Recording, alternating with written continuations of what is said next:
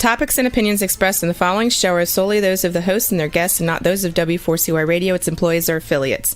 We make no recommendations or endorsements for radio show programs, services, or products mentioned on air or on our web. No liability, explicit or implied, shall be extended to W4CY Radio or its employees or affiliates. Any questions or comments should be directed to those show hosts. Thank you for choosing W4CY Radio. Welcome to Entrepreneurs Ascending, where we believe in a better life through better business. Here, we help you aspire to greatness, achieve your goals, and ascend to new heights. Whether you're starting, scaling, or exiting, we're here to empower you with inspiring stories, enlightening discussions, and transformative resources to help you accelerate your success. Now, it's time for Entrepreneurs Ascending. Hello, welcome to Entrepreneurs Ascending. This is your host, Matt Barbie. I am also the CEO. Where am I? All right, there's my sign. Also the host or the CEO of Time for Success. And we help companies every day build the kind of business that gives them and their employees better lives. And so today, to help build a better life, I really wanted to talk about sales. Sales is one of those topics that really can be kind of divisive. I talk with a lot of business owners that want a strong salesperson, but they can actually they do okay in sales themselves, but they don't necessarily have much strategy behind how they sell. And when they try to bring on another salesperson, they really don't understand kind of the basics of the sales process. So they flounder. And so if you've ever tried to hire a salesperson and it didn't work out, this discussion is for you. Really, really need to pay attention to this. I was doing some sales training recently with an employee, and they were watching another team member who had been in the industry for close to 40 years.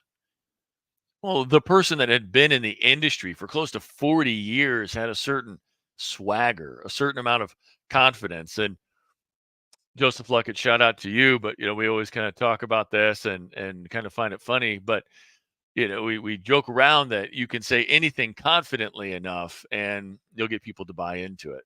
Yeah, of course, it doesn't always apply to everything, but it is pretty true. You kind of do the Jedi trick of, these are not the droids you're looking for. This is the plumbing that you're looking for. These are the coaching services that you're looking for. And people are like, oh, okay, sure. But if you have new people coming on, or especially whenever they're just at least new to your organization, maybe they've got that experience in the past of working in the industry, but that doesn't necessarily mean that they're confident in what you do. And so if we aren't able to actually help them with their sales skills, then they're going to flounder. They're not going to be confident. So giving them those tools that bring people through the process is key. And there's a consultative method that actually there's a lot of research. Thousands and thousands of calls went into the research of this method, and it's a very consultative method. And what I like about it is actually brings your prospect really through the thought process that they probably should have had about what you're offering, but they oftentimes don't, because they actually don't necessarily have enough time to just ponder all the aspects of whatever problem they have or whatever opportunity they have that your solution is supposed to help them with. But before we get into that, take a moment. When I say salesperson, what do you think of?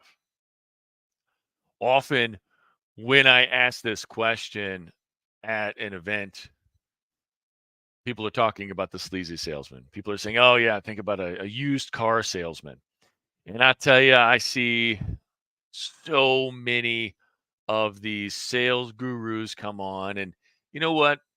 And they might actually hit some sales numbers that are great.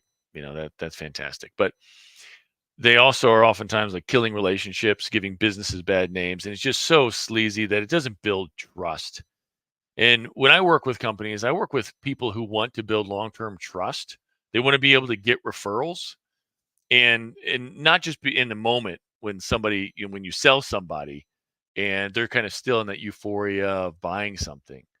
But we want our customers, our clients, after they buy, to think, hey, you know what? That I actually was educated enough about that decision that I don't necessarily need to have buyer's remorse, because I feel good about this. I feel like we're going in a good direction with this. And that can apply to anything from the services businesses to professional services and whatever that might be. But if your customer has properly thought through the issues, and they're not thinking about, oh, I didn't even think about that. I didn't even ask about this.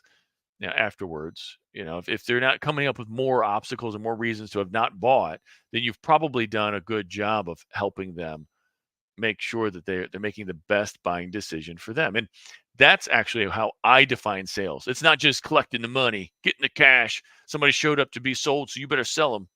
It's about helping somebody make a good buying decision about something that improves their life in some way. And I might even throw in there at an appropriate value. Of course, I'm big on adding the value and charging what you're worth. And oftentimes when I work with companies, we have to look at, okay, maybe we need to charge a little bit more. Maybe there's not enough margin here. Maybe you are more of a boutique where you should charge more. Of course, that's part of the conversation when I'm working with folks. I'm not necessarily saying that you shouldn't be charging what you're worth, but of course, it's going to be at a value that your target market, your best types of customers are going to appreciate, right? So the helping somebody make a good buying decision about something that improves their life in some way. I also am of the belief that if your solution is really not going to help them, um, it, it maybe is not going to help bring the value to them that it should, for your target market, you might consider just walking away, or maybe even, actually, and this is more important, know who the other people are in your space, who your competitors are. Because if you can understand who their target market is and honestly tell somebody, hey, you know what, we're not the best fit for you, but I can introduce you to somebody who is, then you're most likely going to get the referrals from that person because they know that you are somebody that they can trust. And who knows, maybe if it comes around where they're the target market for you, if they are going to be a better fit for you, they're going to be more likely to call, especially if you can help them understand what that is, and keep up communication, keep up your relationship with them. I've even done that with coaching prospects. There's some folks like, hey, you know what? There are some great veteran resources out there that are absolutely free. If somebody's just getting started off the ground and they don't have a lot of money to invest in coaching in a way that's going to be able to generate a fast enough ROI for them, because they're also time bound, so they're not even going to be able to really implement a lot of the stuff that we say to implement. I mean, there's situations like that. They're just drowning so much, and they can't take the time to step back and really do it. I'll say, hey, you know what? There's Score. Score is great. If you're a startup, because it's free. So I might say that might be a good choice for you. And like I said, there's a lot of like veteran business coaching services out there that, I'll be honest, like, hey, if you can get it for free, now sometimes you get what you pay for, but it typically gives you a strong foundation, for at least where you're at. So I'm happy to send people where I think it's going to be a good fit, or if I just know that like they're just not going to be somebody that I want to work with. If I really think that I know another coach that they're going to just mesh with better, and that at the end of the day it's going to be 6 months from now, and maybe we're just not connecting because maybe the personalities don't fit or whatever, then I'd prefer not to be. I mean, in my industry, I'd prefer not to be dragging them around with that. But I'd highly encourage you to think about what that means for your industry. So let's though get into some of the actual strategy for sales. Now, strategy is making sure that your approach as you go to market is going to help set you apart. It's going to differentiate you. It's going to make you the best choice for those types of people that you really excel in working with, right? And so I recommend having a consultative strategy in most cases. Even with home services, I know a lot of times these companies just to kind of hire as many people and to burn and churn because they don't really actually have like a good process for bringing on A grade clients. So all they do, or I'm sorry, are A grade employees. If you're struggling with actually bringing on A grade employees and you think the only way to hire good people is to just burn and churn until somebody sticks, well, that's a heck of a lot of wasted time and money and effort and probably even rapport with your prospects. Then let's talk. Let's talk. Um, I would actually recommend too. There's a book called Top Grading, and I've had this book for years. I think I've lost the cover. But Top Grading is a fantastic book. I use a lot of these principles with my clients, and if you're just listening to this podcast, you can't see how ginormous this book is, but there's a ton of great content in it. So, we're always working on trying to up our game in terms of how we help customers as well. We also have some specific tools and softwares that we use that our clients get special discounts on and whatnot. So please reach out if you're struggling in this area. But when we get the right kind of people, we want to be able to give them the right kind of process. And so first, I want you to think what are the questions that are going to really get to the heart of the challenges that my customers are having. What is going to help them actually fully think through, like, and actually sit in the moment a little bit with what their problems are. Just pulling out a presentation and going through a brochure about your benefits and the features, sure, you're going to close some deals, but you're probably not going to close as many deals as if you actually have a strategy, a consultative strategy when it comes to your sales. So let's talk about spin selling. Okay. And that's, the title of this episode is putting the spin in sales. Well, spin selling, there's a book called by the same name by Neil Rackham that came out years ago. And again, it was developed off of 35,000 sales calls. They actually listened to them, they scored them, they looked at what was the most effective. And spin doesn't stand for putting some sort of unethical twist on anything like politics. A lot of times they talk about the spin in politics. Well, that's different. They just created an acronym. They just needed an acronym. They had some words to put it together.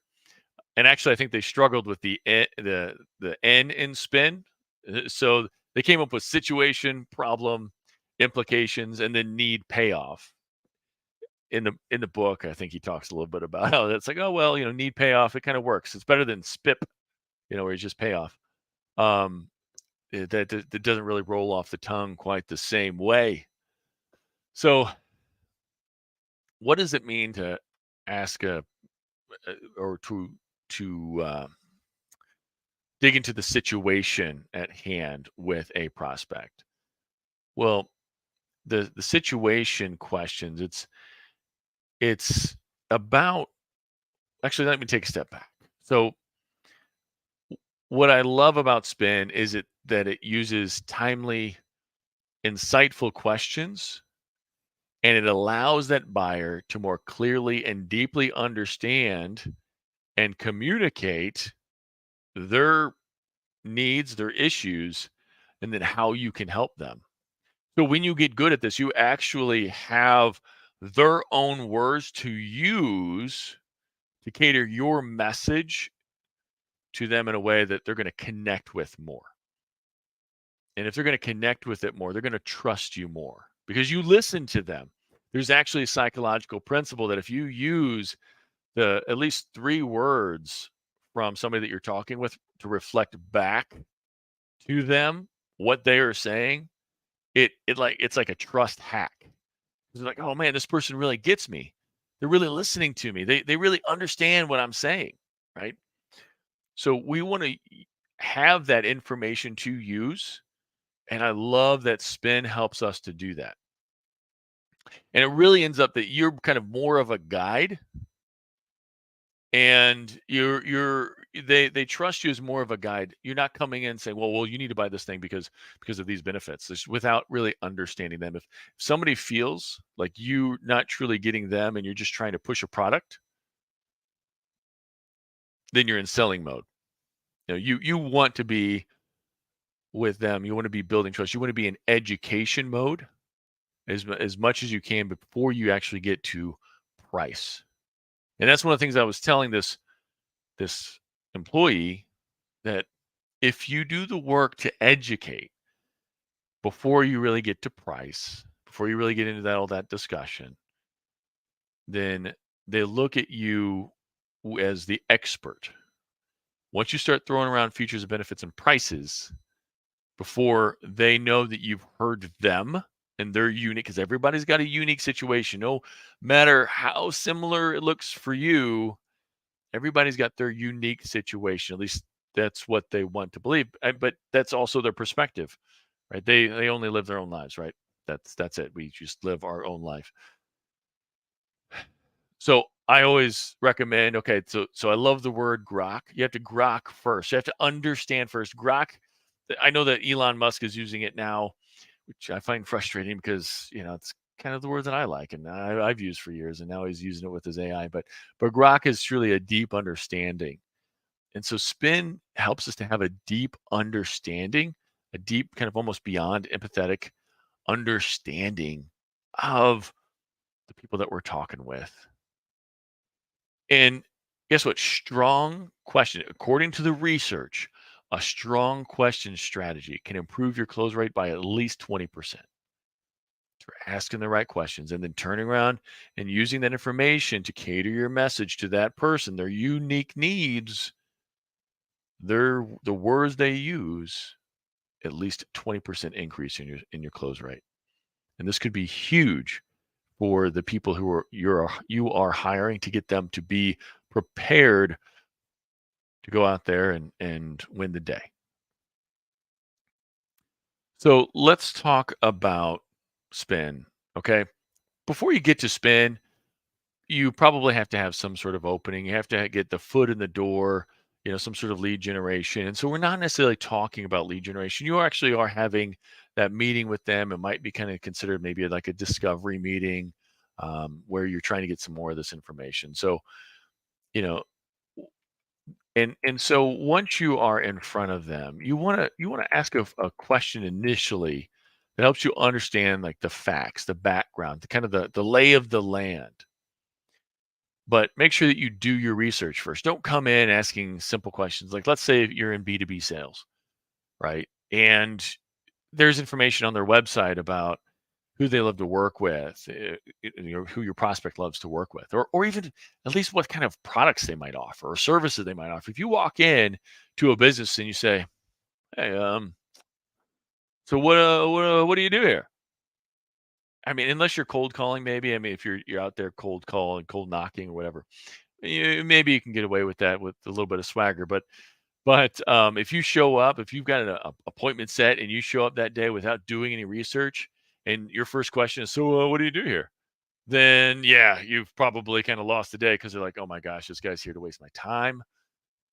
This woman is just going to, she has no idea what she's talking about," right? And so you're going to automatically come across as somebody who's just not knowledgeable, or at least not willing to do the work. So do a little bit of research first. You could, ask a situation or question like, "Okay, so I see that you offer these and these products. I'm just curious, like which one is like your primary? Like, what do you sell the most of?"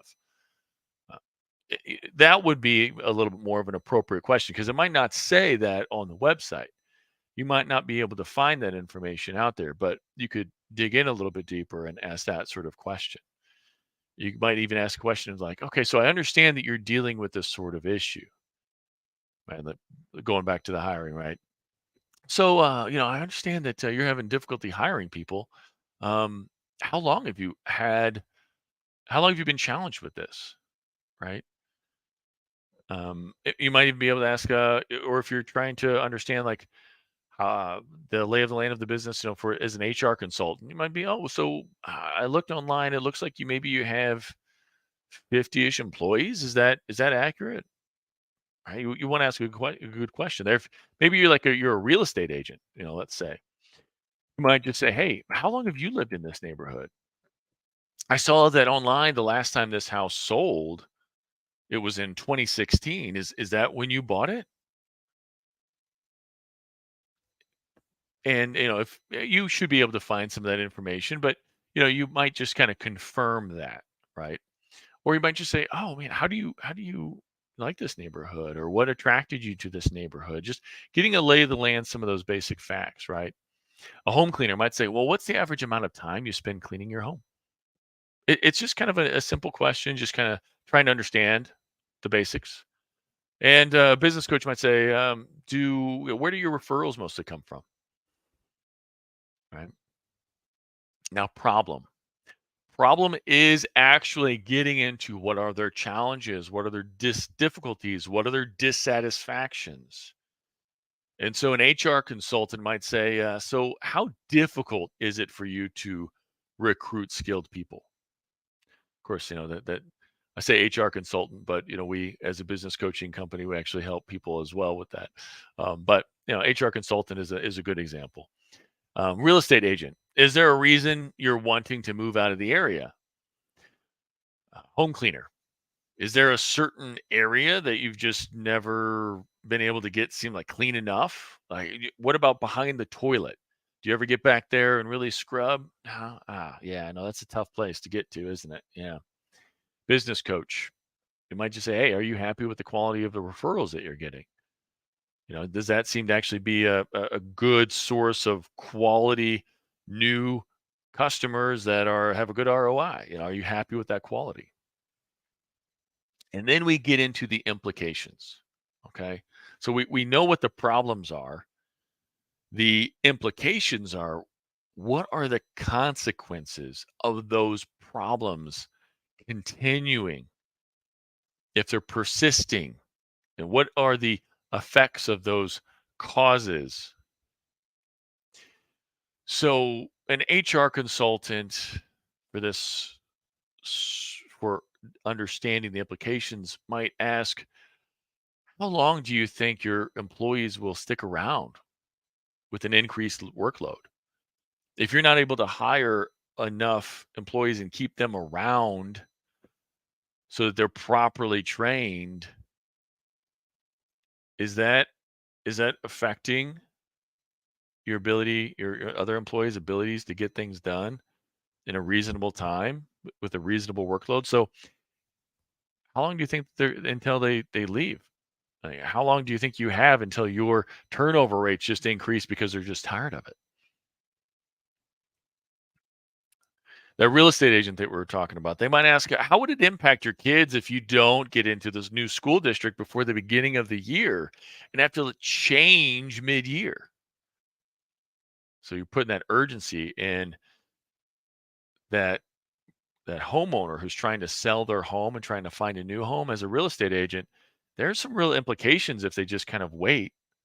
If they're not really being urgent about it, they might not have actually thought about, oh my gosh, yeah, that's going to be really hard on the kids if we don't get this done by the end of the summer so that we can get them enrolled in the new school and settled and going, right?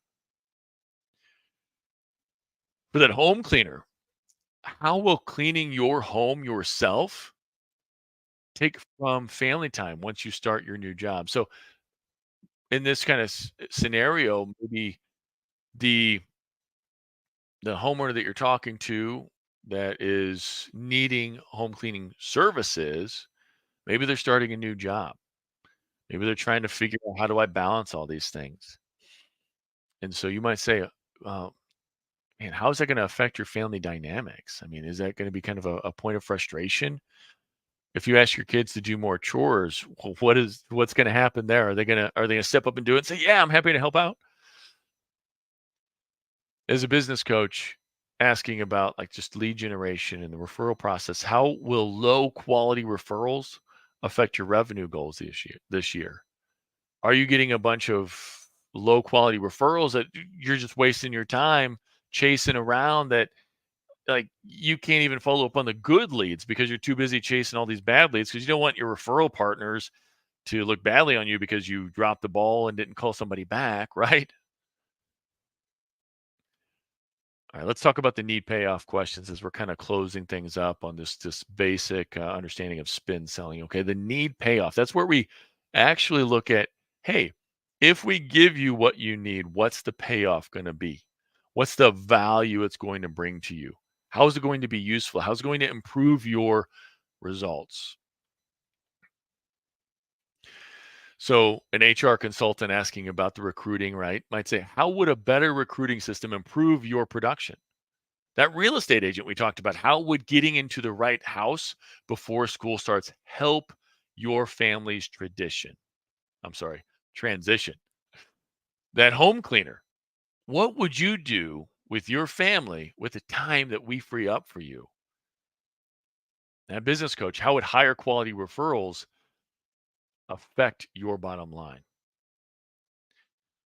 We want folks not to just think about their problems and not just necessarily think about the implications of those, but we want them to visualize life after you've given them the solution.